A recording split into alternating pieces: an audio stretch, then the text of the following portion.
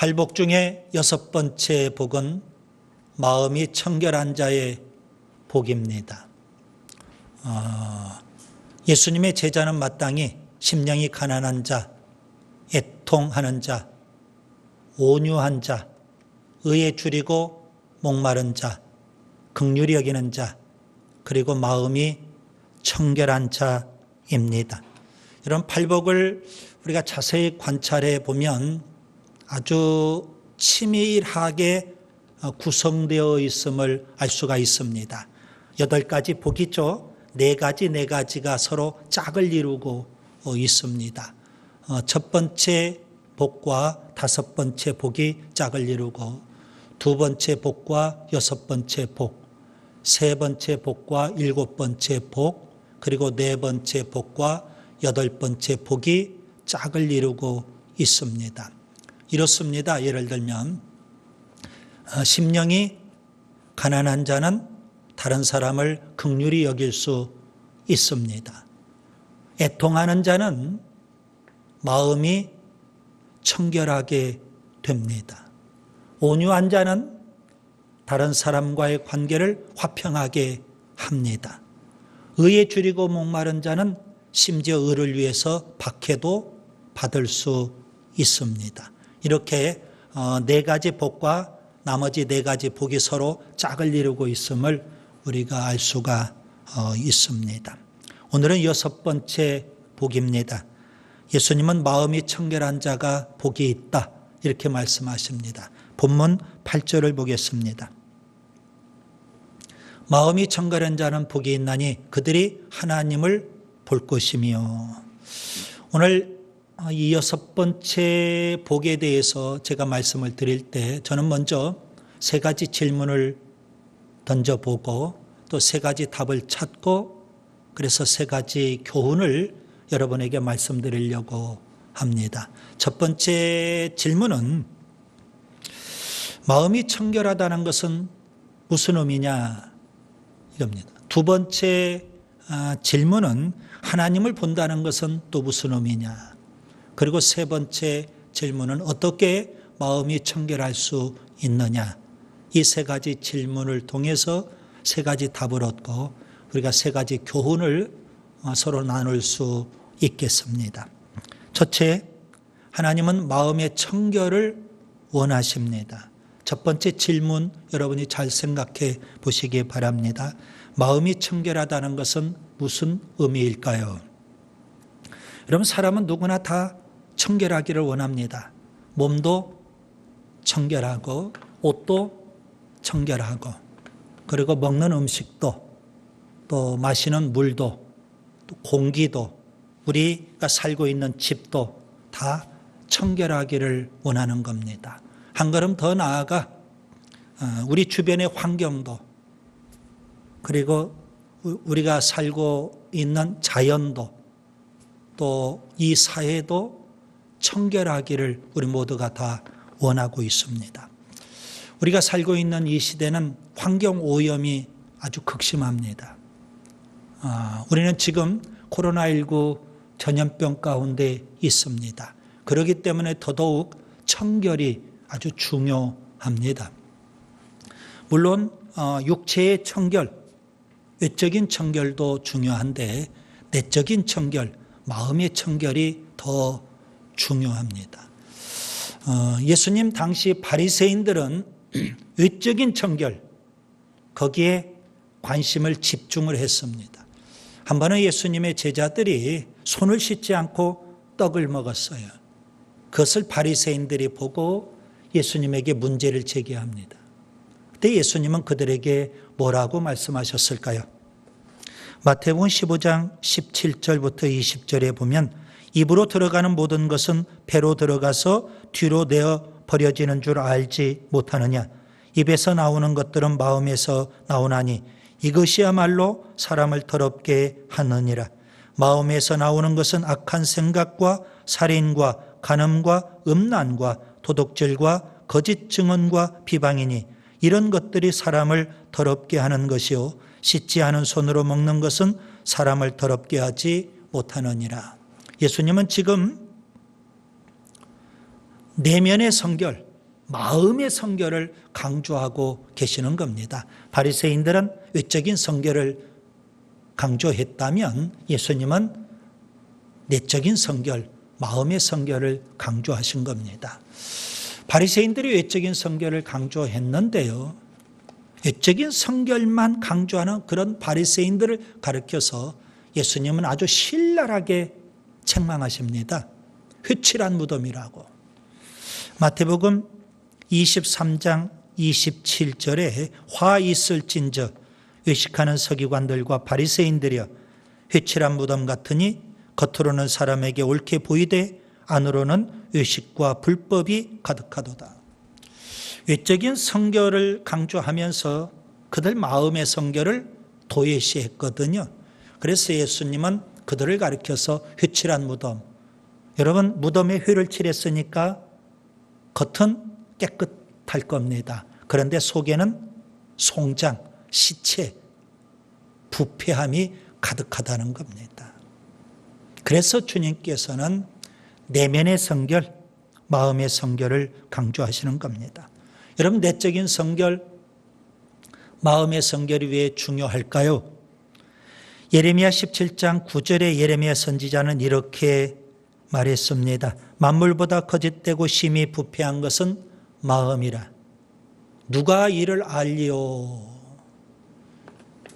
두 가지를 우리가 생각해 봐야 됩니다. 하나는 사람의 마음이 거짓되고 심히 부패하다는 겁니다. 단지 조금 오염되고 조금 더럽혀진 상태가 아니라 우리 사람의 마음이 거짓되고 심히 부패하다는 겁니다. 또 하나는 그런 부패한 마음을 사람이 갖고 있는데 그것마저도 모르고 있다는 겁니다. 아주 심각한 거죠. 노아의 홍수 심판 때 하나님께서 한탄하셨어요.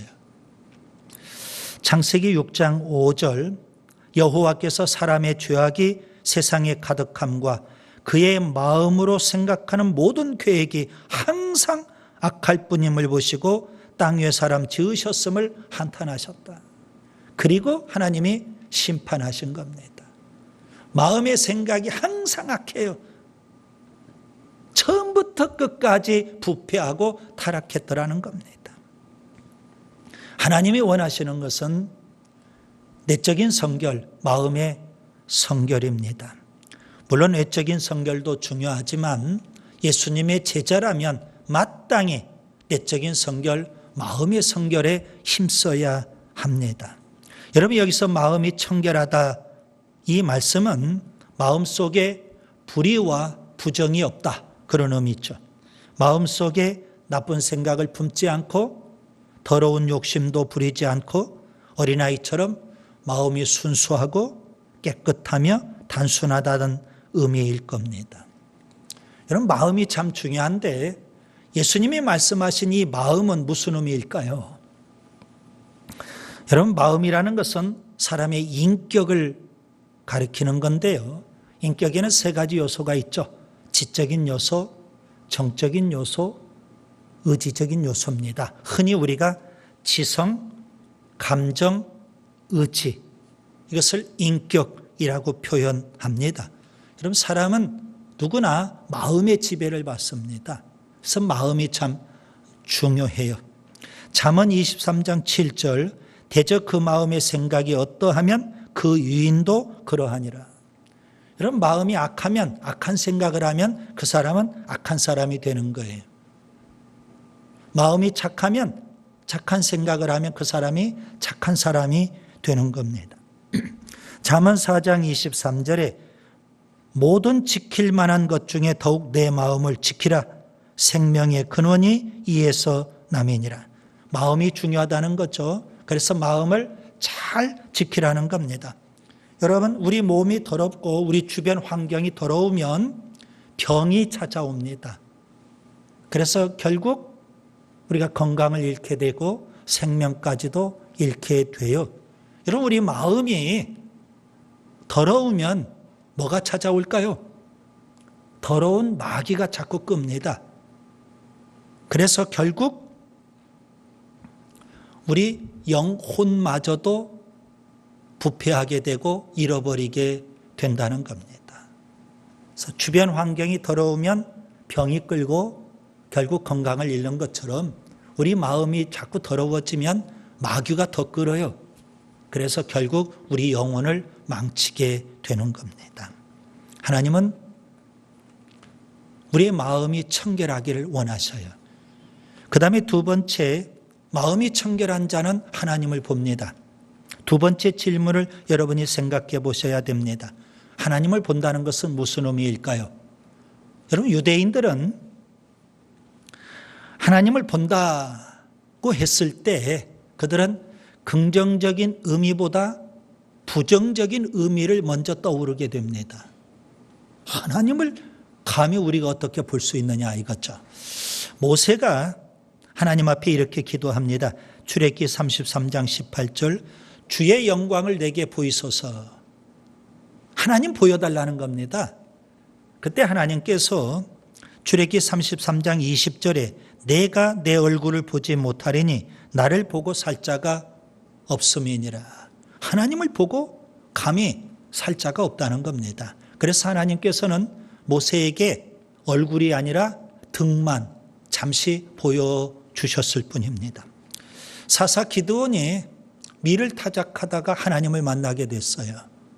그의 반응이 어땠을까요? 슬퍼했습니다. 하나님을 만났는데 슬퍼했다고요.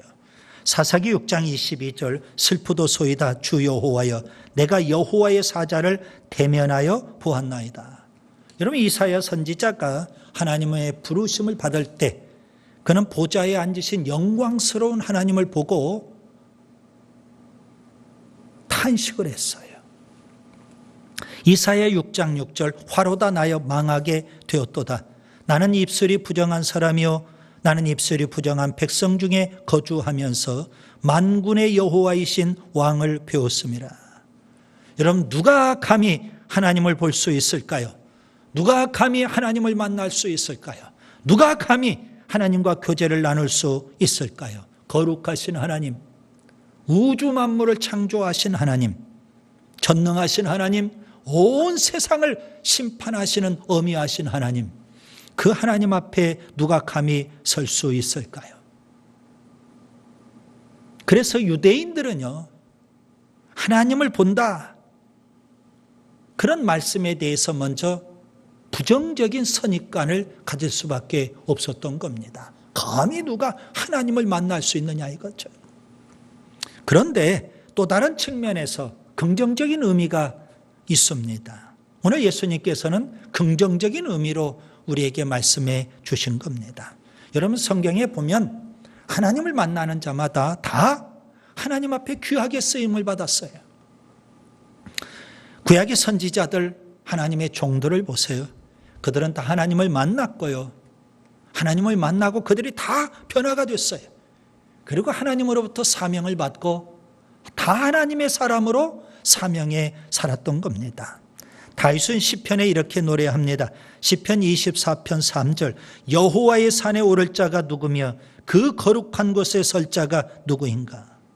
여러분, 이 질문에 대해서 다윗은 뭐라고 대답할까요? 시편 24편 4절, 곧 손이 깨끗하며 마음이 청결하며 뜻을 허탄한 데 두지 아니하며 거짓 맹세하지 아니하는 자로다. 분명 예수님은 다윗이 노래했던 이 시편 24편을 너무나도 잘 알고 계셨을 거예요. 그래서 오늘 본문에 마음이 청결한 자가 복이 있고 하나님을 볼 것이라고 그렇게 말씀해 주고 계시는 겁니다.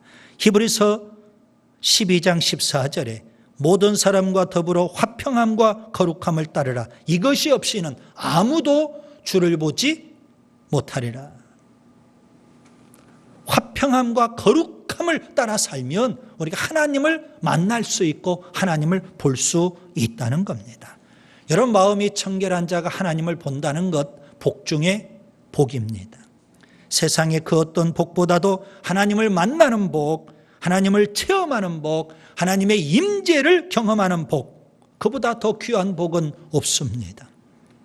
언젠가는 우리가 하나님 앞에 서게 되겠죠. 여러분, 이 땅에서 우리가 하나님을 만나지 못한 자가 그날에 하나님 앞에 선다는 것 참으로 두려운 일이 될 겁니다. 예수님 재림하시면 우리 모두가 천국에서 하나님 앞에서 영원히 살게 돼요. 고린도전서 13장 12절에 우리가 지금은 거울로 보는 것 같이 희미하나 그때에는 얼굴과 얼굴을 대하여 볼 것이요. 그날에 주님이 재림하신 그날에 우리가 천국에서 하나님 앞에서 하나님의 얼굴을 배울 수 있더라는 겁니다. 여러분은 얼마나 하나님 만나기를 사모합니까? 여러분은 얼마나 하나님 체험하기를 소원하고 계십니까? 여러분은 얼마나 하나님과 교제 나누기를 원하고 계십니까? 마음이 청결해야 합니다. 마음이 청결한 자가 하나님을 볼 수 있고요. 이 땅에서도요. 마음이 청결한 자가 그날에 천국에서도 하나님을 만날 수 있기 때문에 그렇습니다.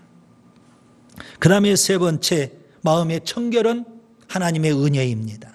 세 번째 질문을 생각하셔야 됩니다. 어떻게 마음을 청결하게 할 수 있을까요? 어떤 사람은 마음의 청결을 위해서 세상과는 담을 쌓고 살려고 합니다. 중세 때 수도승들처럼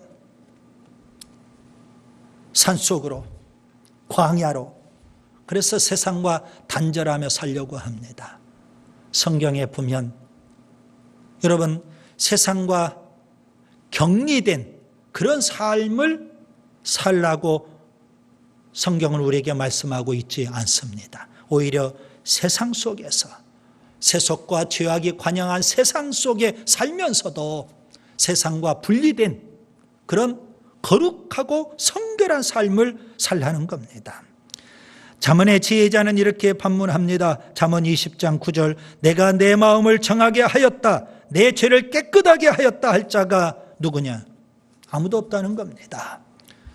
우리 스스로 우리의 마음을 깨끗하게 할 자가 누가 있느냐 이겁니다. 방법이 있다면 하나님이 해 주셔야만 되는 겁니다. 하나님의 은혜로만 가능합니다. 다윗은 하나님께 정한 마음, 청결한 마음을 창조해달라고 기도하고 있어요. 시편 51편 10절에 하나님이여 내 속에 정한 마음을 창조하시고 내 안에 정직한 영을 새롭게 하소서. 우리가 할 수 없으니까, 우리가 우리의 마음을 청결하게 할 수가 없으니까 하나님이 해 주시라고. 여러분 성경에 보면 우리의 마음을 청결하게 할 수 있는 세 가지 방법이 있더라고요. 첫 번째는 예수님의 보혈입니다.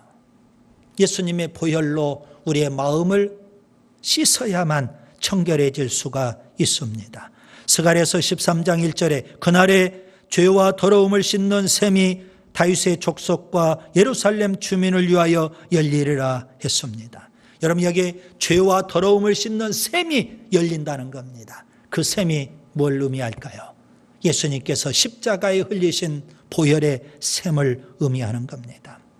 여러분 우리 마음속에 끊임없이 세속과 죄악으로 우리 마음이 불결해지는 거 아니겠습니까? 어떻게 깨끗하게 하고 청결하게 할 수 있을까요?